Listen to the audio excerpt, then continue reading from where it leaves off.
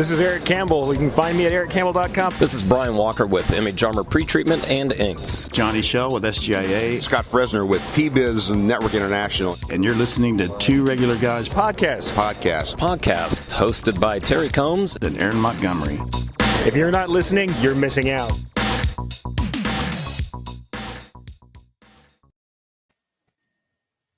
All right. Well, welcome into the show. It is Friday, October 29th, 2021, 2 days before Halloween. I'm Terry Combs, and you can find me at terrycombs.com. And I'm Aaron Montgomery, and you can find me over at oursuccessgroup.com.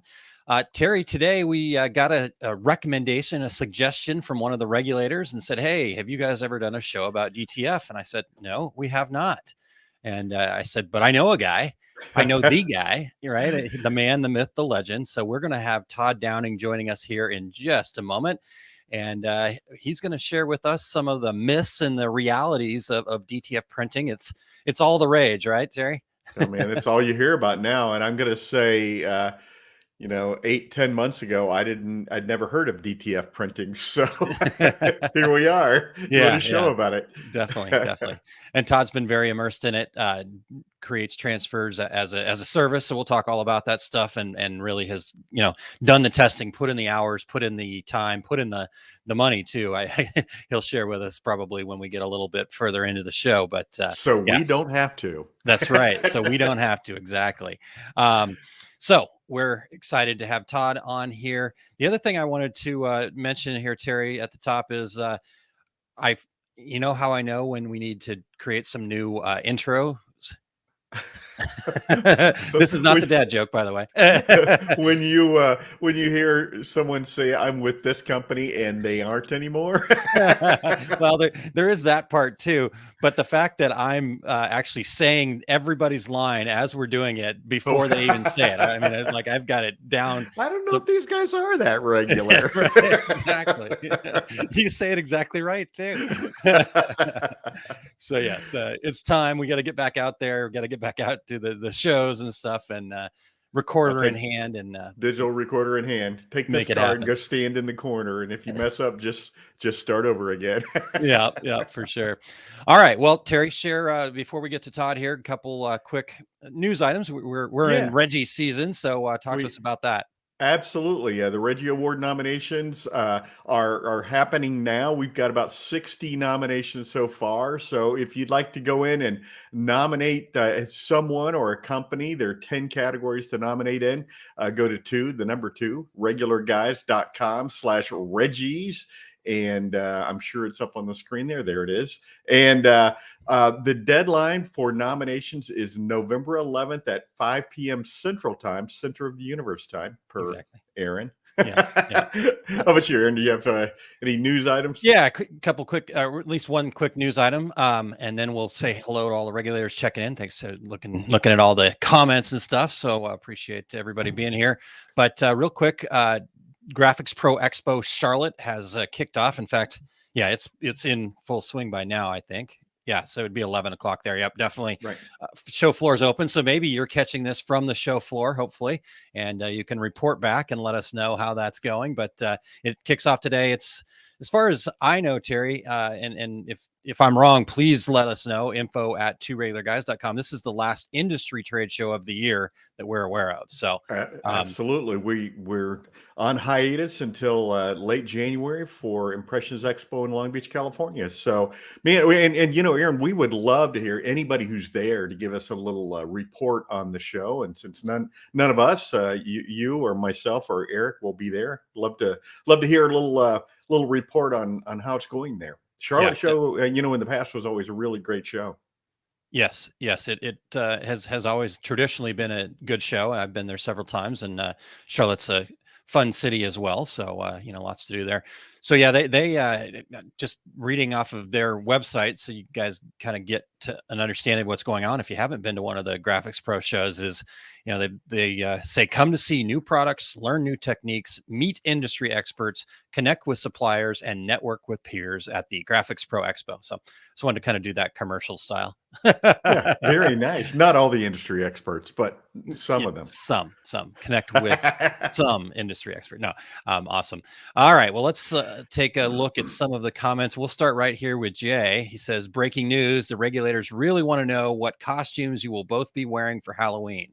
So, Terry, what costume will you be wearing? I'm my plan is to sit in my driveway with a beer and a big old bowl of candy to pass out. So I don't know that I'll probably, I do have my black t-shirt with the hockey mask on it. I'll probably wear that.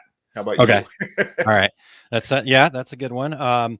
Yeah, I've not kind of done that. We went all out for our son this year. He wanted to be the wrestler Roman Reigns, and so we've worked hard on getting him all set up. But Kylene and I did not plan anything this year. I've got a shirt that Kylene actually offers on her website at weheart.biz that says "Costume not found, 404 air." So I may wear that. So unfortunately, not great news there, Jay. We're not all out this time. So yeah. I have in the past. I used to really get into it, and when I worked in a regular office, always dress up to go to work in a costume. But the one I get the greatest reaction to, and I don't know if you guys remember this commercial from a few years ago. I just had a thought bubble above my head, and it said, "I'm thinking Arby's." Nice. That's a good one. Still, my favorite of all time was when you showed up at US Screen as Flava Flav. So that was good. Flava Flav. Terry as Flavor Flav. It was fun. I did see my leopard skin high heeled shoes when I was going through some boxes in the garage recently. A comment you don't hear often from two regular guys. All right. Well, Dale says, so Terry is going as Bubba J. So there you go. Todd says, you could be Macho Man and she could be Miss Elizabeth. Keep the wrestling theme. That's a great idea. See if I'm not sure if I could pull off Macho Man before Sunday, though. I guess I just need to go buy a box of Slim Jims and I can just be an old Macho Man that's not dressed. All right. Let's see what else we got here. I got to go back a little bit. So we've got Eric, we're going in the Wayback Machine here. Gusta checking in from Sweden. And Richard, good morning to you. And thanks for being here, Mary. I almost said Carol, but that's Mary's last name. And good morning, Jerry and Ramona. Thank you guys for being here. Thanks to Eric for being in the comments as usual. And Bevy Jean is here to learn more. So we're excited to have you here. Got Martha and Mo, and man, we got everybody checking in. And even Todd in the comments while he's waiting to come on. He's pulling double duty here. He's got something to say, and we don't have him on screen yet. Yeah, exactly. Yeah. So make sure we get that. Let's see here. And then David Gross checking in. Happy Spooky Friday. Yes, the Friday before Halloween. I would guess if anybody is going into an office, today would be the day that people would be dressing up. So I'm looking forward to seeing all the pictures on social media of the creative costumes. It is All Hallows Eve. So All Hallows Eve. Yes. And then, Sheila checking in. Sheila, our guest from last week. So we didn't run her off. We didn't scare her off. That's good. She's still hanging in. Well, Eric didn't tell her to log out. She's been sitting here waiting for waiting the whole time. Nice. All right. Well, we've got lots of people checking in. Thank you guys so much. Josh Hester is checking in. He says, thanks you guys for doing this. And Josh, we want to just thank you for the suggestion. Regulators, we're always looking for that. Josh just reached out to us on social media. I think he found me or two regular guys on Facebook. I can't remember exactly which one it was, but info@tworegularguys is a great email address for us as well. And so if you guys have suggestions or things you'd like to learn more about, let us know. We'll go out and find the guests. We actually have some pretty cool stuff coming up. Don't have a confirmed date yet, but we are going to get some representatives of Color Real. For those embroidery folks out there, you may know what that is. We won't get into it, but that we may have them coming on. We've been efforting since the beginning of September to track them down. So looking forward to that stuff and other great shows coming up, but we need your suggestions. So exactly right. Appreciate all that. So Aaron, before we jump in, we want to thank everybody for checking out the Two Regular Guys. And as you said, we're looking for guests.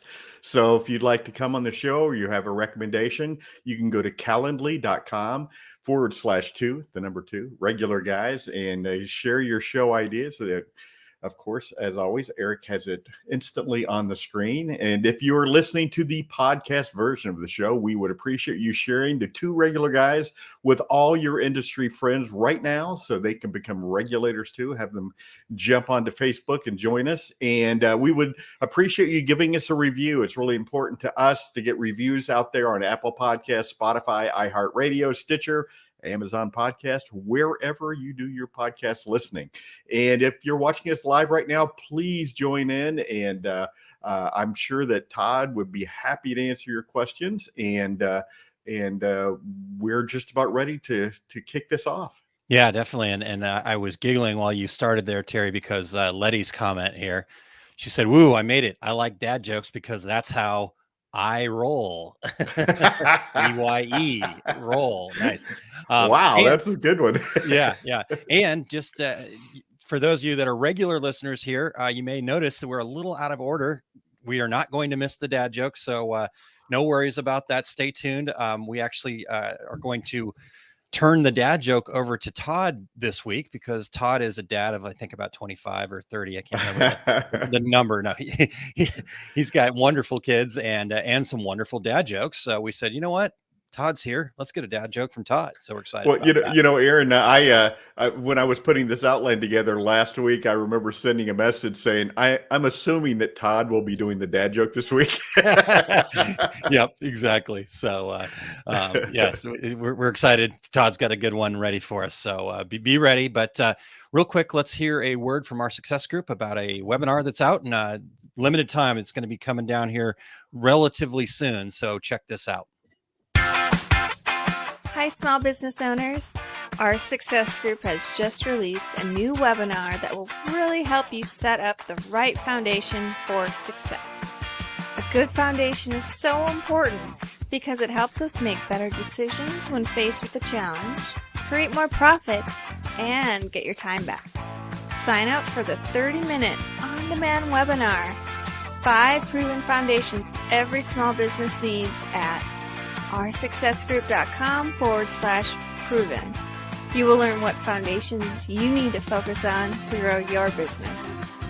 Go to oursuccessgroup.com/proven, PROVEN, to sign up for this no-charge webinar today. It's only available for a limited time, so don't miss out.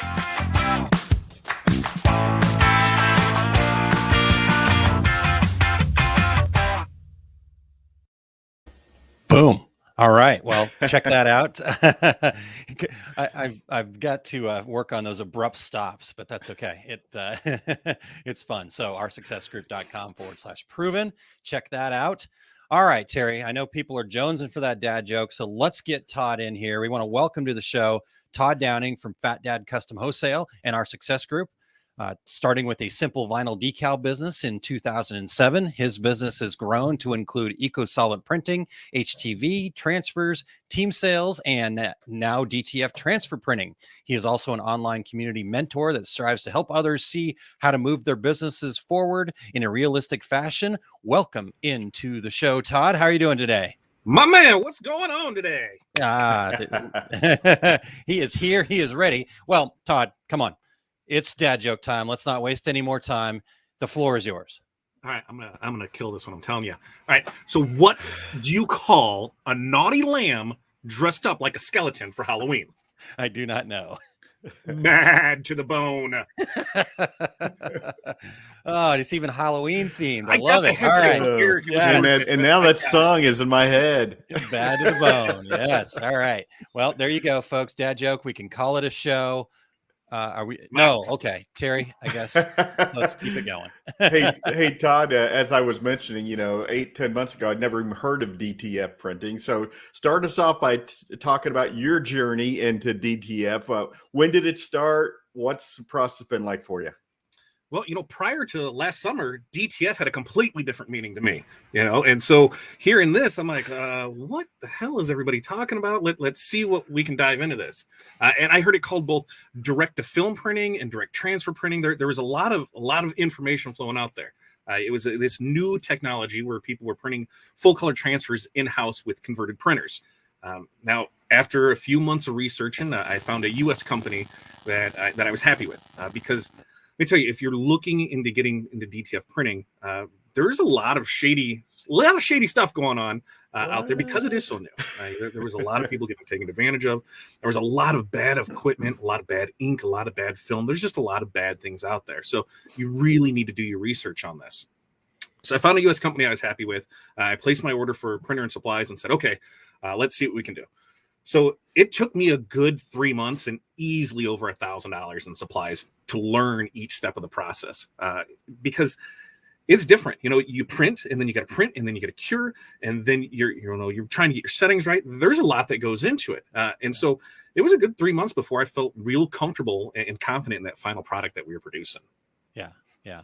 And you spent not only the 3 months of time, right? And you had all that, those supplies and stuff. And so, yeah, I think, like you said, it's just so new that there's a lot of unknowns. And I've always said, and I think I've already said this on this show before, and definitely to you, both of you guys, this kind of reminds me of the time when DTG printing was first coming into the market, where there was, it was a crazy free-for-all in certain times.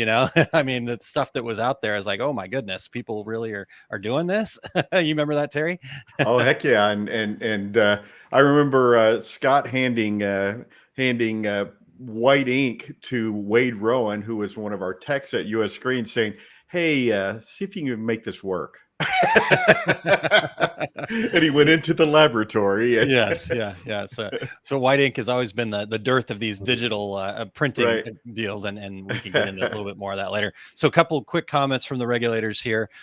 Corey said, first, sorry, I got him a drink with a double espresso shot in it this morning. So he's fired up. And then I don't know, Todd, if we're going to touch on this later or not, but I'll put it up there and then you can tell me if we want to just move it and cover that later. But Jerry said, what's the difference from DTF and screen printing?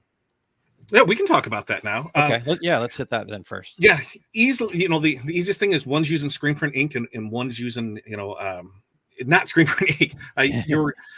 To the screen printing side of it, you're going to create that. You're going to go through that whole process just like you would a screen print shirt, right? But instead of putting it on the shirt, you're going to put it on the paper, add some the adhesive to it, turn it into a transfer that you can press. Kind of same process with the DTF, only you're not creating you're not creating, what the hell is that called? The separations. Yeah, because I'm a screen printer. Yeah. I go to a screen printer to get screen prints done because I don't know what that is. I don't want to mess with it. And that's the big thing is where this is all contained, all your colors in there, you can create everything with it with screen print. If you want a 3-color, you're picking 3 colors off the shelf, you're mixing it, you're doing that with it. As far as how I feel about it, I still believe screen print is superior. I think, as we'll talk later on, everybody says, DTF's going to kill this. It's not. They're just feeding you a line of crap. DTG was supposed to kill screen print too. Yeah, DTG's going to kill it. Sublimation's going to kill it. Yeah, exactly. And that's their job, is to sell you on why this is the greatest thing. But each one has its place, and we'll talk more about that. Yeah, for sure. If you would like to learn how to screen print next weekend, not this weekend, next weekend, I'll be in Chicago at atlasScreenSupply.com. Just a short journey up I-80 or I-88, and there's a lovely hotel close by you can stay at. There you go. I love it. All right, Todd. Well, so I guess the thing that I've enjoyed kind of watching and learning from you, because I get the inside scoop a lot of times, is, when you got started, there were certainly some challenges. You said 3 months, $1,000 in supplies, all that stuff. So what was the thing that stands out as like kind of, it was different than what you were expecting it? Kind of that big surprise. You're like, oh, I didn't really expect this to be the challenge or the solution or whatever. Yeah. Well, I was talking with Corey this morning about it, and the DTF printing is totally like my marriage. A whole lot of bad decisions with zero regret. I mean, you're going to get into this and things are going to happen. I spent months researching everything I could about the process, the printers that worked with it, who was getting ink. The biggest thing is color matching. If you know anything about trying to match colors, it is a giant pain to do. And when there's not profiles built, you're doing a lot of it yourself. So you're going to go through a lot of samples to get that right, because when you're producing things for people, they expect it to be a certain color. And going from the eco-solvent side where, I can just hit, here's my media and here's my profile, and magically it looks the same. That's not the case with this. So I knew going into it I was going to have that issue, but I didn't expect it to be such a giant issue. I did find out, fairly quickly that if you're not using these in constant use, you're going to have issues fast because these printers are not made for it. The desktop converted printers are not made for this ink. Certainly not made for the white ink. And if anybody has had any experience with the white ink, it is the devil, and that's where we're going to go with it. Titanium dioxide. It not made to go through print heads. Exactly right. So Todd, we've got, to the point where someone says, what's the difference in screen printing? So most people are still not familiar with direct to film. And I talk to people every day who go, what is that? Because, not a lot of trade shows. So we're not walking around going, well, what are they doing over there? That's super cool. So what's the process? Talk to us about creating a DTF transfer. Yeah. So the short story is you're taking a printer and you're printing on a film in reverse. You let that ink set up a little. You're going to add an adhesive powder to it. You're going to cure that. And now you have a ready to press transfer. That's it. That's the short version of it. Now, long version, I use Epson P600s to print on film that we cure using the manual method, which if you're not using an enclosed area, like say a sandblast cabinet, you're going to get this adhesive powder everywhere. All right. It is going to be everywhere. You're going to find it for months on end. You're going to think you cleaned it and you're going to find it. It's a mess. It is a complete mess. Now, when it comes to curing, you have a few options. You can cure with a heat press. You can cure in an oven. You can even use a tunnel dryer for it. As far as types of films, there's two types of films that you're able to print with. There's a cold peel and then a hot peel. Now, I wouldn't say one is better than the other. It's just more of a personal preference. I like the hot peel. And even the hot peel isn't necessarily a hot peel. There's still, a wait time of 3 to 5 seconds. What I tell people is, here, just set it, go to the next one, and then you can pack your peel and you're fine with it. Now, these transfers can apply to cottons and polys and blends and a lot more. We did a test a few Tuesdays ago on Tuesday with Todd where we were able to press the wood, we were to press the paper, and we had no issues at all. Would not press the tile because there's nowhere for it to go. It just slid off of it. But we're constantly seeing what can it press to and what can it not press to. Yep. Awesome. Todd, when you said that, here's the short answer. Then I'm thinking Lee Corso on College game day. Not so fast. Nice. So you've got the process there, and sounds like there's some steps. The adhesive powder. That's interesting. That would be definitely something that I wouldn't think about before getting into this, right? And honestly, again, and I maybe it's just because it's what I know, but it totally takes me back to my time of being involved with the early DTG stuff where people were like, oh, pre-treatment. Yeah, no big deal. But then found out pre-treatment got everywhere. It was a mess. It was sticky. It was the challenging part of the process. So I'm guessing the adhesive part is definitely the challenging part of the process, kind of getting that right. Does that sound correct to you? Absolutely, because there's how much, is there enough? Is there not enough? Your cure time on it. If you over cure, you're burning up the print. If you under cure, you're not going to have it there. So you're putting it back under. As we were talking this and thinking, one of the other things that I think a lot of people get forgot about or get left out is the RIP software. I mean, they think they can just buy a printer and start printing. No. There's a whole nother software you got to learn. And it's a RIP software. So fast. Not so fast, because that thing, it's an added expense. When this first started, there were so many garbage companies out there selling pirated copies of software. And people were wondering, hey, I can't have my computer hooked up to the internet. I have to have everything off. And they're like, yeah, that's how you get it to work. No, it's because you're using pirated software. So if your company is selling you pirated software, probably not the company you want to be buying from. Over time, that's changed some, but they had so many issues with that because, how do I print this? What's the settings for this? Not every settings are the same. A lot of it is based on your environmental conditions. You make sure your humidity is right. You want to make sure your temperature is right, because if it's not, that's going to affect your print. So somebody, like Terry, who lives, in 13 inches of sunshine versus me, who I haven't seen sunshine in probably a week now, environmental conditions are completely different. So his settings there are not going to work where my settings are here. So you have to think about that too. There's a lot that goes into it. And lately with sublimation where, hey, I can just put ink in a printer and I'm good to go. And people assume, hey, that's what I can do with DTF. It does not happen that way. It is not that simple. I've seen a lot of people get frustrated because they think it's a point and click and I can print this and I'm good to go. And it's not, because they're not doing their research on it. And that's the hardest thing for me. And the testing decide, and I'm going to spend money and this is going to work. It's not the case. Well, and out there, and again, with very few trade shows, our point of reference is the internet, and people see it and go, "Oh, this is the miracle cure. This is the answer to all decorating issues that I've ever had in my entire life." Yeah. All right, well, let's catch a couple of comments here real quick. Ron jumping in, and then when we were talking about white ink, he said the devil dressed in white. There you go. And then Linda said that she puts DTFs on tumblers, so that's right. Cool. Check that out. And then Drina, let's get Drina's question here real quick. Are there printers made for DTF? So, and Todd, I'll let you elaborate on this, but to my knowledge, no printer manufacturers are actually making equipment specifically for DTF ink, but there's some layers and levels to that. I'll let you expand on. Yeah, to my knowledge, there isn't one yet. There are some that are producing their own, but a lot of them are just using Epson heads. Yeah, and not every Epson head is made for this ink. And so you're going to have issues with it. Now, there are some printers, that there's a lot that are based off, the L1800. When the first GDGs came around, it was kind of that same thing where they're using, these Epson heads in there. Yep. And so it'll somewhat work. Now, if someone says, hey, I want a ready-to-go DTF printer, I'm going to say, great, buy an Epson 2100. And they're like, that's a DTF, or that's a DTG. I'm like, yeah, but it can print DTF too. In my experience, that is going to be your best bet. And we'll elaborate more on that a little later. But okay. The big thing is there's a lot of garbage out there. A lot of it's coming in from China. So people are purchasing today. They're getting in 90 to 120, 180 days from now. And so they're just hoping that it's going to work. Zero support with it because, everybody thinks, oh, I just got to order it. It's here. Guess what? When you buy those big printers in from China, you're installing heads, you're installing software, you're installing everything. If something like, where is it at? If something like this scares you, where you're flushing out a print head, DTF is not for you.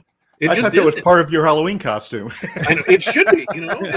If this here scares you and you're like, wait, I'm taking a print head out of my machine and I'm running solution through it and flushing it. Yeah, that's part of it.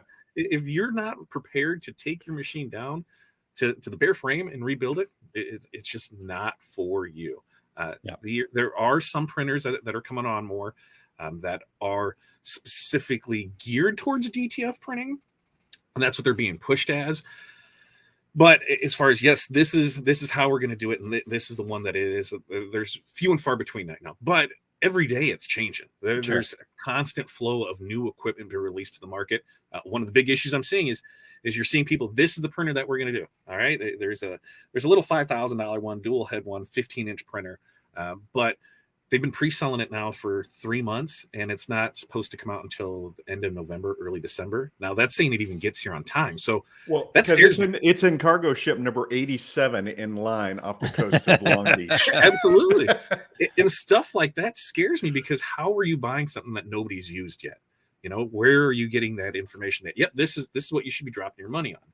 And I say it a lot of times where people have more dollars than they do cents. They're like, oh, I got a credit card. I can just charge this on here and we'll get it. Well, guess what? You're going to be making 3 monthly payments on that before you even get it. And then what happens when it doesn't work the way you want it to? And there's no support.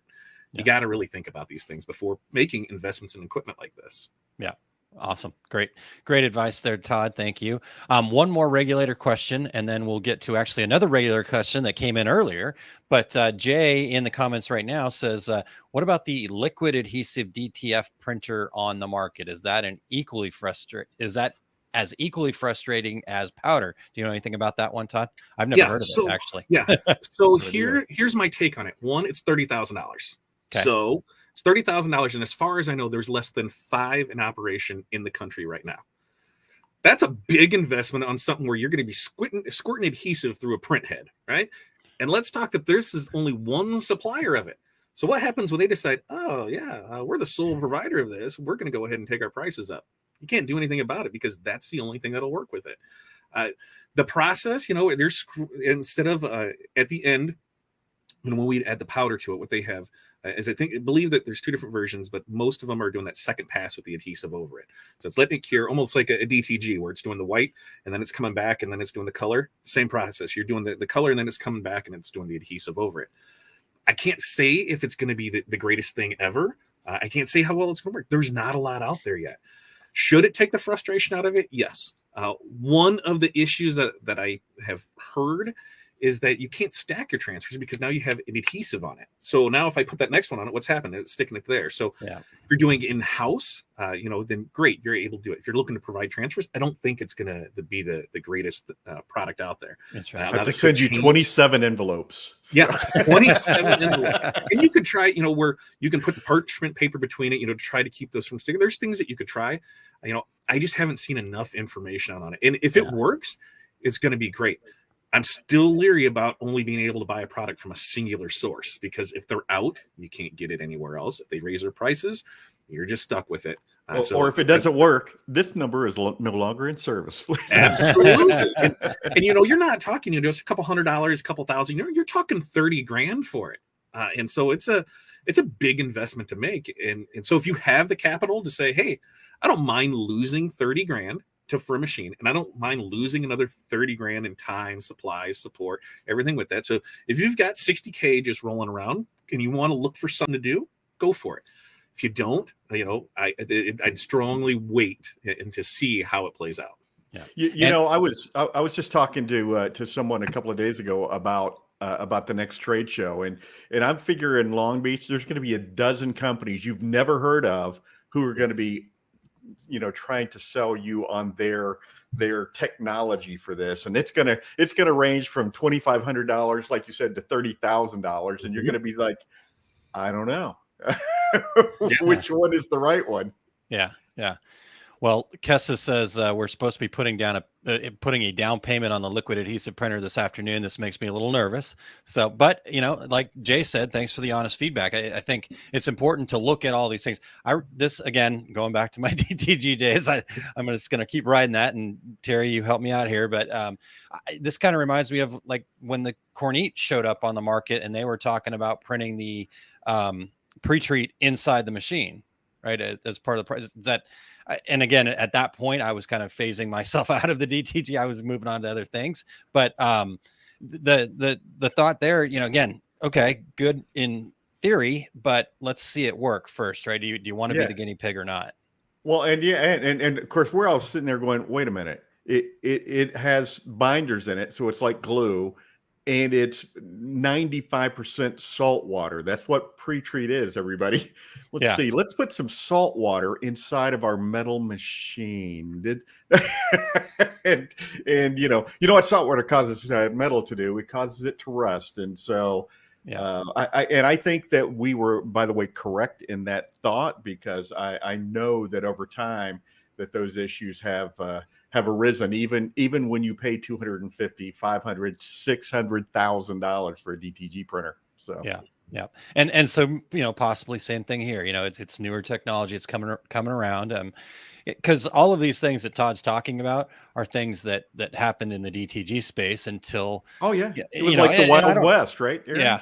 And I don't know if it is going to take the equipment, the actual equipment manufacturer, or maybe there's some other people out there that are coming out with different stuff. I've seen a lot of comments in here about some of the stuff that's worth checking out. Jesse Martinez talking about the inks being important too. And it's definitely just one of those scenarios where, as Todd said, something new's happening every day. So, well, all right. First I have to say Jesse is just all right with me. And but I think one plus for this technology though is we've gone through a lot of the pain, as Scott Fresno used to say, the bleeding edge of technology. I think we've gone through a lot of the pain with inkjet print heads in the DTG process. So I think it might accelerate some of this DTF research and technology a little bit. Absolutely. Yep. And like Todd said, there is that, if you're looking to do DTF transfers and you want a pretty maintenance-free solution, a DTG machine can do it. I know lots of people that are using their DTG machines when they need a DTF transfer, but that's a whole different ball of wax that I don't want to get into right now. We might cover that later. Todd, make sure we stay on track here. So we got a question earlier that came through from Jessica Rodriguez, one of the regulators. She replied to one of our posts, and she asked, what is the true quality of DTF, and is it really viable in the long run, or do you think it's just a trend? Well, I do think it's viable in the long run. I don't think it's a trend. I think it's going to stick around. But when it comes down to it, the quality is only going to be as good as the printer and the person running it. We've all had those bad experiences with a product from one person, while an amazing experience with that same product from someone else. So that's just part of it. The people that they have to know what they're doing. They have to know how their equipment works. Before we sold our first transfers, we wash tested in the house to 50 washes. And if anyone knows my wife, Corey, she can wash rhinestones off of a shirt with a blink of an eye. So, if it held up to that, then I knew we were good to go. Like I said earlier, I hear every day that DTF is going to kill screen printing. It's going to kill DTG. It's going to kill HTV and sublimation and everything else. And that's just not going to happen. I don't know why some of these salespeople say that, other than, here, it's the next greatest thing, and I need to pad my pocket.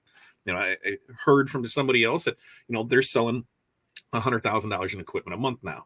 That's a ridiculous number, for an unproven technology. As it continues to grow, sure, but it just scares me at this point to say, I'm going to put all my eggs in one basket and just go great all in on this. Yeah. I feel that DTF is a complementary process, to what somebody might already have. If you're a screen printer and you're turning down that 10-piece 8-color job, well, then, DTF can solve that problem. If you're doing sublimation and you're turning down, cotton garments or dark garments, then DTF can solve that problem. And if you're doing HTV and people want full color designs, guess what? DTF can solve that problem. The only real process I see DTF encroaching on is white toner printing. But even with that, you can do way more with white toner prints than what you can with DTF prints. Aaron, I know you remember this, that 17 years ago, Scott Fresner, when you came to U.S. Screen for a screen printing class, Scott would come in, hold up his book, say, welcome to the class, and then go to his office for the next 3 days. And I would teach the class. But Scott would, when the first TJet came out, Scott would actually say to the class, screen printing will be gone in 2 to 3 years. And as I would walk up before he got out of the room, I'd say, that is absolutely not true. The DTG is just going to be another arrow in the quiver, so to speak. And DTF is exactly the same thing. It's just another opportunity for us, another way to decorate product. But, nobody's replacing anybody right now. Yeah. Definitely. Well, real quick here, Terry, before we get to the next question, a couple of more comments here. And Josh, I see your question. We will come back to that one. Maxie, it says you can put on the powder glue on by hand and put the film through your dryer. If you do a lot of printing, you need an automatic glue and dryer unit, which kind of relates to Josh's question that we'll get back to. But Jerry also said, I would much prefer to subtract out transfers rather than buy another machine software to learn. And then she followed that up with, Todd does an amazing job. I was going to say, I know a guy. Great results. I know a guy, right? Yeah, that idea there. And then just real quick to, I know you mentioned Corey there, Todd, but Pilar says Corey has 8 kids to take care of. Of course, she knows how to wash stuff super duper well.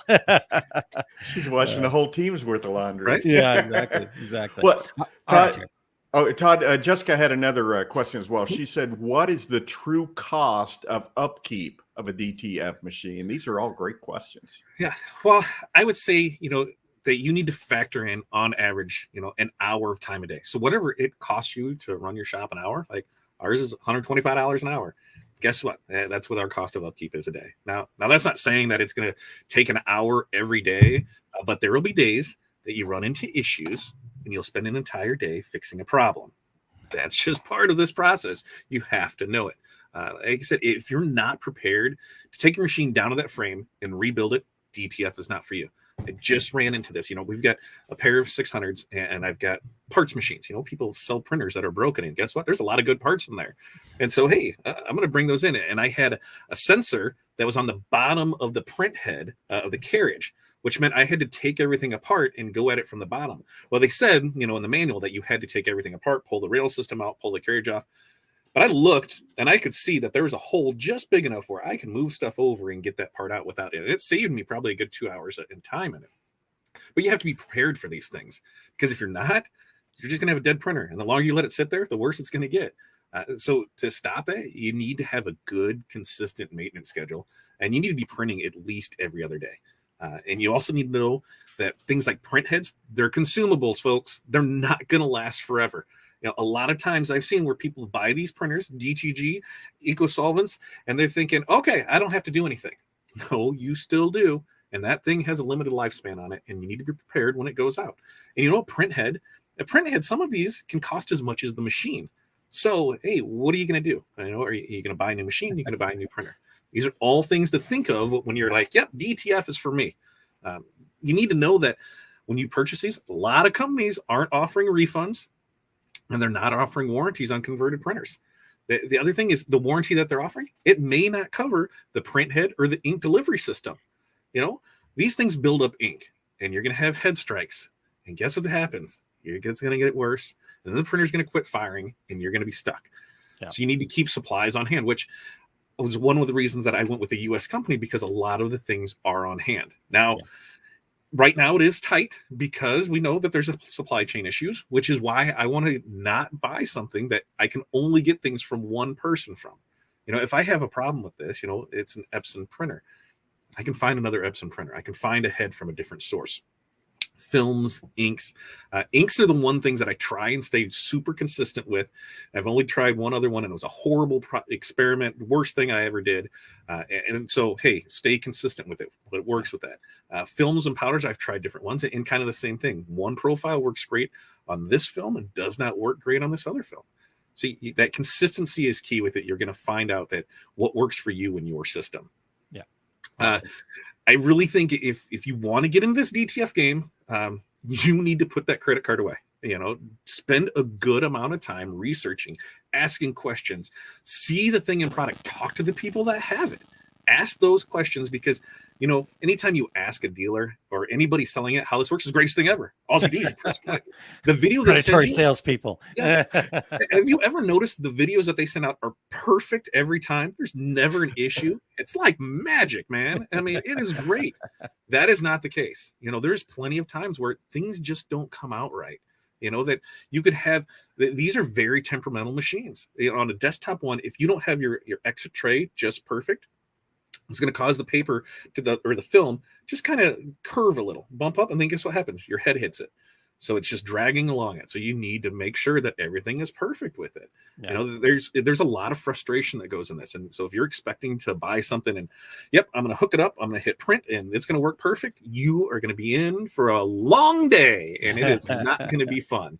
You know, Todd, you said something that is really a great advice, and that is, talk to somebody who has this machine. Any reputable company is going to say, "Oh, sure, absolutely. Let me give you an email. Let me give you a phone number for this person that has this piece of equipment." If they say something like, "We can't give out the information about any of our customers," they're hiding something. Yeah. All right. Well, Todd, we've you've touched on this already a little bit, so I don't want to get too deep. We're also kind of bumping up against our time that we have available. And I know we've got a handful of questions in the comments and some other questions I definitely want to get to here. We might need a part two. I know we might have to do a part two. I can definitely. We never do that. Yeah, exactly. Shocker, right? So let me just, but this is something I just want to kind of get some idea of, you know, I guess, what's the use case for DTF? I know we've already talked about, you know, it's kind of a tool in the process, and, you know, where it fits, you know, DTG, sublimation, screen print, what the differences are there. But like, what's the specific use case that makes DTF attractive? Yeah, well, I think this is a great question. You know, and like I mentioned earlier, this is going to complement your existing process. Yeah. You know, if you have a DTG printer, chances are you're able to create DTF prints from that machine. Where this comes in great is, say, you know, you have that order for DTG of 24 left chest logos, right? And so what are you going to do? You're going to load this shirt, you know, 24 times. You're going to put it on here. You're going to go with it.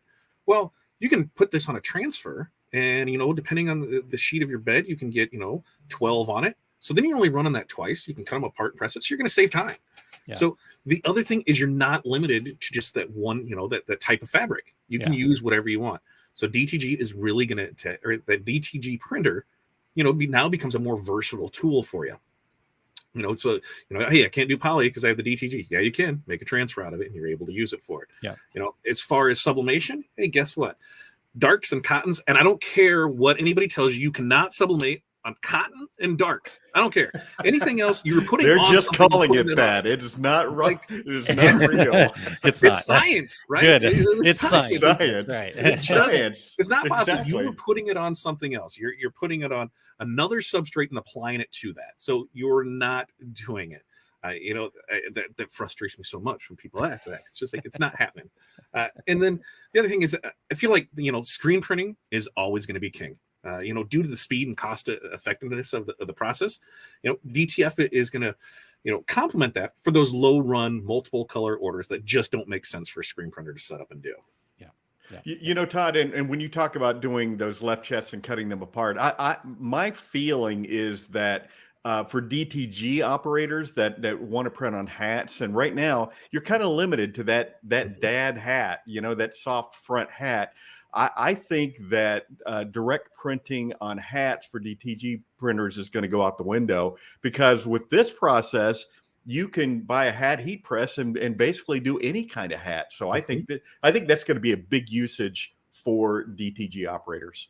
Yeah, absolutely. And one of the things I think too is, what better time to bring out a process when there's, next to no supplies available, because it's giving everybody a time to learn, hey, how's this going to work? Hey, I don't know. We're still testing it. I need 1,000 of these. Good luck, because there's not 1,000. So, it's a great time for something to come out to test, because every day somebody's saying, hey, we can print on this. Hey, we can press on this. Hey, how's it work on this? I don't know. Let's test and see it. Let's try that's why I it. think it's a great complementary system and process to what you already have. But to say, I'm selling all my equipment, I'm doing this, that is not the smartest thing to do right now. Well, so I have another question from a regulator, one of our regular every week regulators, Eusta Carlson. He says, so for the artwork preparation, when you're a DTG decorator and you're using it for DTF, what do you have to do differently with the artwork on a DTG printer to print a DTF film? So for us, we can print using vector artwork or PNGs with transparent backgrounds. For what we use in our software and our RIP software, designing an RGB seems to be the biggest challenge for people, as a lot of designs are in the CMYK, and a lot of that artwork purchased is done in that way as well. And where you really notice that in the DTF printing is the black is much more vibrant and rich in RGB. And there's a lot of things where when people send over artwork and then they get it, they're like, I was expecting black to be black. Well, black wasn't black. And so there's times where I'll take pictures and show them, here's what your artwork was, here's what you want it to be. Now you can see what we're talking about. And then they're like, okay, that makes sense. A lot of times people just don't know, they only know what they know. And that's the thing, is if they're not being educated on it, they think it's something that they did. They bought this piece of artwork, they got the license for it, they get it there, and then they print it, and they're like, this is just not as vibrant as what I thought it was going to be. The colors aren't looking right. What can I do to change it? So then it's when we're able to show them, here's what's going on with it. And that's where I try my best to educate people on, because the last thing I want is someone to be upset with a print that they get because it wasn't what they were expecting. So there's times where people will send this, and if anybody does any printing, where you get something and here's the JPEG where it's got the solid white background on it. Now I know they probably don't want their on there, but a lot of people, hey, you upload it, you said it's print ready, so I'm going to print it that way. I'm not going to do that. I'm going to send it back to you. And that's one of the reasons that I'm not afraid to say my prices are higher than a lot of people. Why? Because I make sure I go that extra step and say, here's the communications with it. Otherwise, you're going to get crap artwork. And it's funny because, a lot of those crap artwork people that get it back are the ones to bash and say that it's a horrible process and it never works and this thing that comes out. But the ones that get the great stuff, very rarely are they going out there like, this is the greatest thing ever. It's always that one, so you try and keep those limited. And then you provide, this is what's going on with that. Sometimes people assume that if they send something that's 4 by 5 inches and they pick an 11 by 7 sheet, that we're going to upsize to it. how am I supposed to know what size you want it at? You uploaded it, print ready. So we run into things like that, but we try our best to make sure that everybody has a firm grasp of what's expected and what's needed to do it.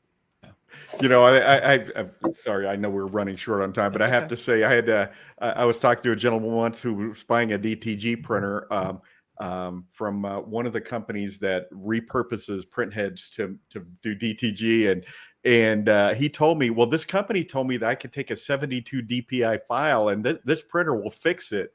And I said, did you really believe that? And he goes, I wanted to. So guess what? It doesn't happen. Yeah. Nice. Yeah. Ron says garbage in, garbage out. And I think that's with all processes. Yeah. And real quick, back on this artwork thing, though, too, just kind of expand on that just slightly more. But like when we're thinking about the actual designs and stuff like that, there's really not any like different kinds of like, oh, I have to do this because it's going to be DTF. I mean, yes, ultimately you're going to print it in reverse order, but other than having a transparent background, is there any real other concerns or am I missing something, Todd? Yeah. So one of the big things that I learned early on is those fade outs. DTG can do that amazing. You know, where I'm fading out to that. You're going to not be able to do that as well on a DTG print because you can't fade out and add less there. It goes there. You add the adhesive. It's still thick. It's still on there, especially when you're using the white underbase with it. Interesting. So you're not able to get those soft blend fade outs to it. Now, inside of artwork, if I'm doing a gradient, perfect on that. But those soft blend outs from there. Now, both things, you know, one of the things that I've heard people say is, oh, it has that plasticky feel. Well, your image is, 10 by 10 on solid piece. I don't care what process, you're going to feel that, So how do I stop that? If you can raster it so that way you're able to have those breaks in it, you're not going to have any, you're not going to have such a heavy hand with it. When you kind of look at where it lies in things, sublimation, zero hand. From there, DTF or DTG, great hand with it, light. And then you're going to go into the DTF and the screen print because a lot of screen print is super soft, but a lot of it can be super heavy too. It goes back to, what are you having done? Who's doing it? What inks are being used in there? And then after that, then it's going to go to, your HTV and your things from there. But sure. There's a big misconception that, this, I shouldn't have any feel of this. That's where people say you can hardly feel it. Well, are your hands, covered in what? You got calluses and you can't touch anything? You can feel it, all right? And that's what I try and explain to people where, yes, you got to think what I'm doing here is I got ink and now I'm adding adhesive to it, and adhesive is adhesive. And so you're going to add some volume to this, and now you're putting it on there. So we're putting a layer on top of something and putting it on top of a garment. Are you going to feel it? Absolutely, you're going to feel it. Is it going to be less than vinyl? Absolutely. Yeah. Can it be less than screen printing? It can. Can it be more? It absolutely can. A lot, like I said, just goes into the process, the artwork. It by no means is like, here's this, and this is what everybody's going to switch over to. It's just not going to happen. I mean, if they did, it'd be amazing because you know how much that price is going to drop because there's going to be so many things out there. It's just not going to happen.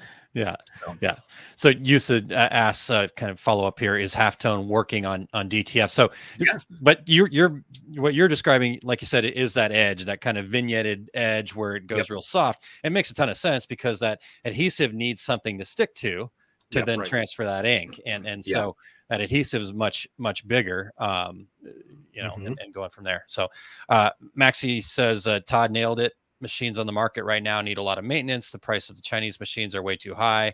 I'm looking for a DTF printer, but we'll wait until a quality printer comes onto the market. There you go. Okay. Interesting. Thanks for sharing, Maxie. All right, guys. So here's where we're at. We've got a lot of other great questions in the chat here, and we're going to note all of those. I'm going to note all those. I've already written down some over here. I've got my dry erase board marker and writing right on my desk.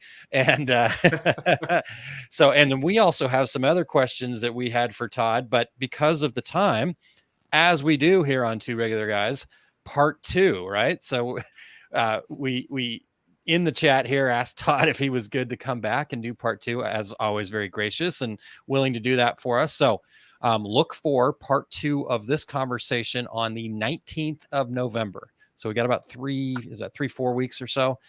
We've got some other shows lined up, including some Reggie stuff in there. So stay tuned. And we won't be like Walking Dead. We'll have this very soon. Walking Dead, see the conclusion in February. Are you kidding me? Right? Yeah. Of the 400 episode season finale. Like, come on, just let Let's it go. get to it. Get to it. All right, Todd. Well, before we let you out of here, I do want to make sure that we find out where people can connect with you. Where's the best place for people to reach out? If people have specific questions, you're always so gracious and willing to help people out. So how do they connect with you?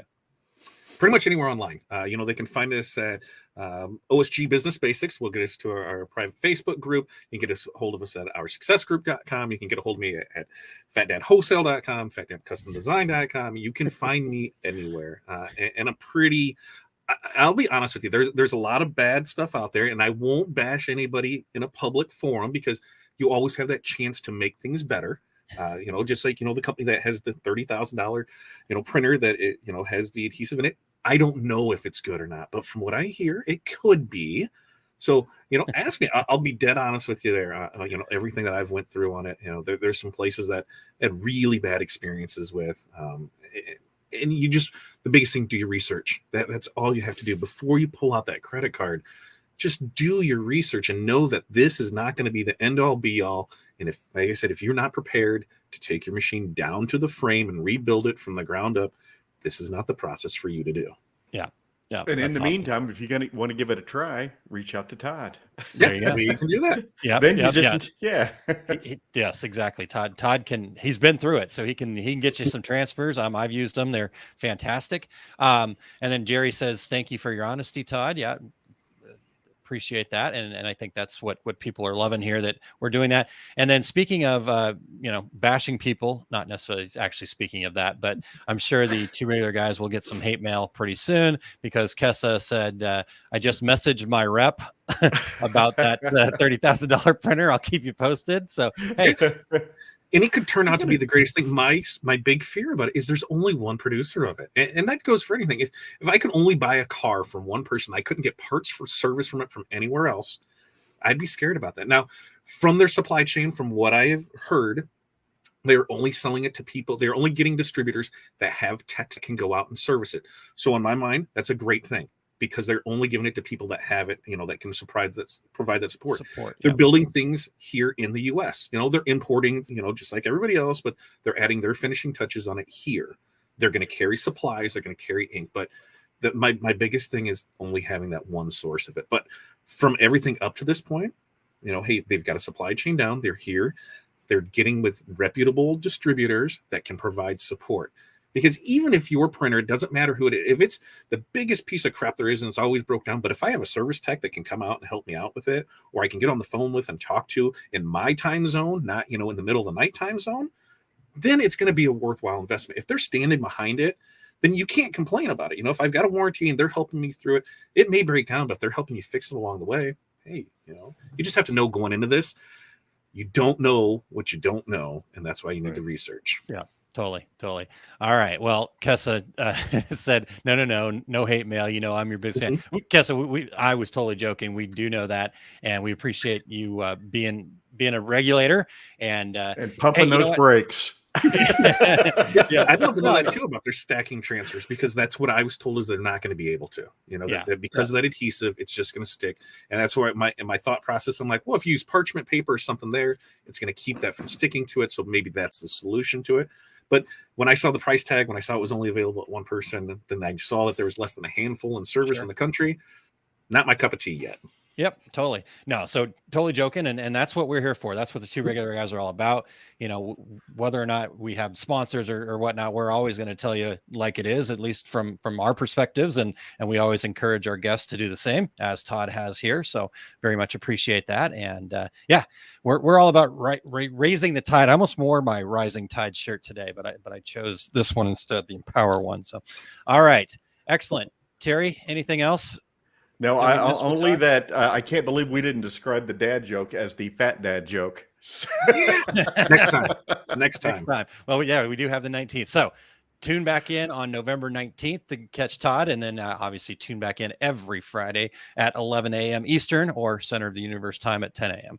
All right, Todd. Well, thank you so much for being here, sir. Appreciate all of your time and all of the great information. Looking forward to chatting with you again on the 19th. Me too. Thanks for having me. And as always, keep up the amazing work. You guys are killing it out there. And I can't wait to see what the future holds for you. Awesome. Thanks, Todd. Excellent, Terry. Well, that was great. That was really good information. I get asked about. I'm sure everybody out there in the industry talks to end users, gets questions all the time about DTF, and I feel like I have a bit more information to share now. So. Yeah, exactly. Great stuff. And like I said, I'm blessed to be able to kind of get the inside scoop and have an opportunity to talk to Todd a lot more. And I learned a bunch of stuff today too. I'm like, hey, you're holding out on me, bro. What's going on? He was saving it up for this show. Yeah, and the next one. Yeah, exactly. No, awesome. And the other thing I want to just mention here before we get to some of the other things coming up, Terry, is the regulators. You guys were awesome today. All the great questions in there. I know we didn't get to all of them. So tune back in on the 19th and we'll make sure that, like I said, I think I've tagged most of them. I will try to dig through all of the comments here and get them all out, but then show up on the 19th if you don't hear us answering those questions. So thank you guys so much for your interaction and sharing your thoughts. Obviously, Terry, as you said, it's kind of the talk of the town, and we can tell. Exactly right. Yeah. All right. Well, Terry, would you share what Eric's got coming up here, and then what you've got coming up, and then we can close it out? Absolutely. You can join Eric on his show at 2:30 Mountain Daylight Time for the Take Up. Today, it's episode number 88, Essential Elements of Machine Embroidery 2, like the two regular guys, Education, Info, and Practice, in which Eric will talk about where we can get the best education and information on how to get started implementing and testing. You can learn how to get started, get digitizing, get stitching, and get results. And you can go over to ericcampbell.com, click on the Take Up tab at the top of the playlist. And Aaron, for me, my upcoming complete screen printing business course, I just did one last week here in Phoenix. Next weekend, November 6th and 7th, I'll be in Chicago at Atlas Screen Supply, where I understand it will be between 30 and 40 degrees. So I will have to find my coat before I go. Yeah. I'm in the middle of working on my screen printing class schedule for 2022. I had to actually wait for all the trade shows to announce their dates so I could block out my open dates, but I hope to have that information out. I'm hoping in the next 10 days or so. Okay. I have also coming up Fall in Love with DTG Printing. That'll be November 11th from 1 to 3:30 Eastern time, and that it will be a live event in New Jersey at equipmentzone.com, and it's also a virtual event everywhere else. So go to equipmentzone.com to sign up for that free event on November 11th and watch for all of my upcoming events at terrycombs.com. How about Excellent. you, Aaron? Well, I've got some things coming up here, but I did have a couple of quick questions for you. Now, based on this show, the DTG Fall in Love with DTG Printing, are you guys going to update the title and say Fall in Love with DTG/DTF Printing? Is that? Well, there is an entire segment of that 2.5 hour event dedicated to DTF. So yes. Awesome. And then my second question for you, you said you just completed that screen printing class in Phoenix. Was Jim's Towing brought up?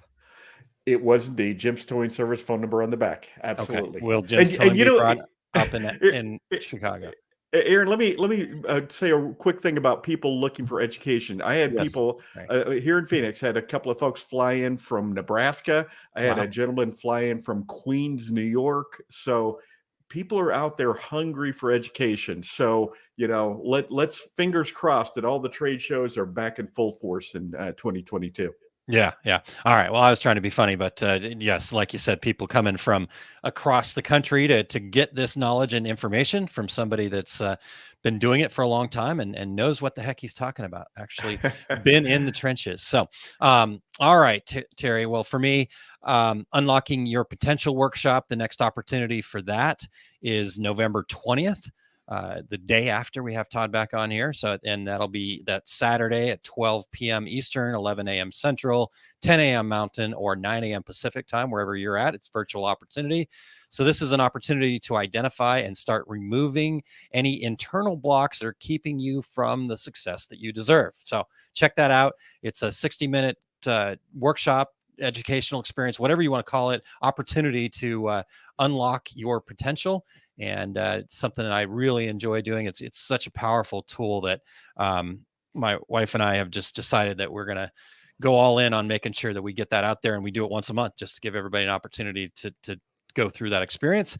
And then coming up in about 25 minutes here, Eric and I will be bringing you the half. And it's the one time where Eric and I are actually 30 minutes and 30 minutes only. No exceptions, right?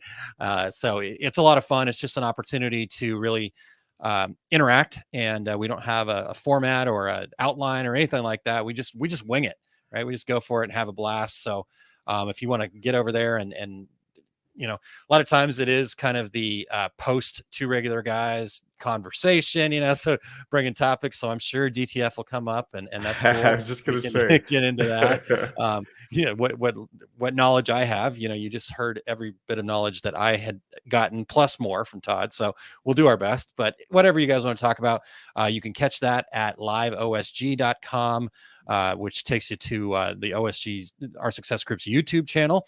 While they're on YouTube, though, make sure that you are also searching for Eric Campbell, and or you can go to this bit.ly link, bit.ly/YT with E, YouTube with Eric. So there you go. Check that out. Or if you're on Facebook, check it out over at facebook.com/our Success Group Pro. Or again, you can find Eric there on Facebook as well. And I'm sure there will be a way to do. Yeah. So just search Eric. It's ERICH Campbell.